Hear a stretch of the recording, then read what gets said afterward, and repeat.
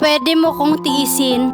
Pwede mo kong i-block sa lahat ng social media mo. Pwede mo kong baliwalain na parang hindi ako nag-e-exist. Pwede mo ko itanggi sa lahat ng magtatanong sa'yo. Pwede mo din sa akin isisi lahat ng nangyari kung bakit nagkaganito at bakit nagkaganyan. Pero hindi mo pwedeng ikaila na isa ako sa mga taong umunawa sa'yo nung halos wala nang umintindi sa'yo. Isa ako sa pumiling mahalin kang buo kahit sa panahong hindi ka kamahal-mahal. Isa ako sa mga taong paulit-ulit nang piniling magstay tabi mo nung oras na pakiramdam mo, iniwan ka ng lahat. Isa din ako sa mga taong piniling unahin ka kesa ang sarili. At hindi mo kasalanan yun kasi choice ko yun. Isa din ako sa mga taong minahal ka ng sobra-sobra to the point na wala na akong iniisip kundi ang mapasaya ka. Kaya lubos akong nagpapasalamat dahil sa mga oras na pinili kita. Kapalit ay kasiyahan ng aking puso.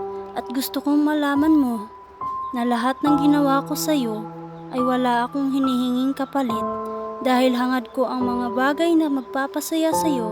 Dalangin ko ang lahat ng ikakabuti mo sa ngayon. Kailangan ko maging matibay dahil sa ngayon ito lang yung kaya kong ibigay para sa sarili ko.